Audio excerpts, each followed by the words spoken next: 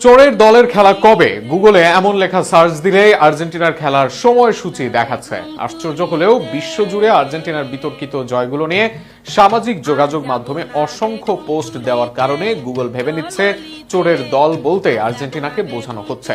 আশ্চর্যজনক এই ঘটনা নিয়ে থাকছে প্রতিবেদন।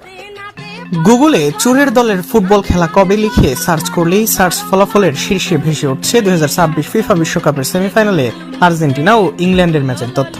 বিষয়টি সামাজিক যোগাযোগ মাধ্যমে ব্যাপক আলোচনার জন্ম দিয়েছে। অনেকে বিস্ময় প্রকাশ করেছেন, আবার অনেকে এটি নিয়ে মিম, ট্রল বা ব্যঙ্গাত্মক পোস্ট শেয়ার করছেন। তবে এটি গুগলের কোনো আনুষ্ঠানিক নামকরণ বা অবস্থান নয়। গুগল কখনোই কোনো দলকে এ ধরনের নামে চিহ্নিত করেনি, বরং দীর্ঘদিন ধরে সামাজিক যোগাযোগ মাধ্যমের বিভিন্ন প্ল্যাটফর্মে আর্জেন্টিনাকে উদ্দেশ্য করে বিপুল সংখ্যক ট্রল, মিম, ভিডিও পোস্ট এবং মন্তব্যে চোরের দল শব্দটি ব্যবহার হয়ে আসছে।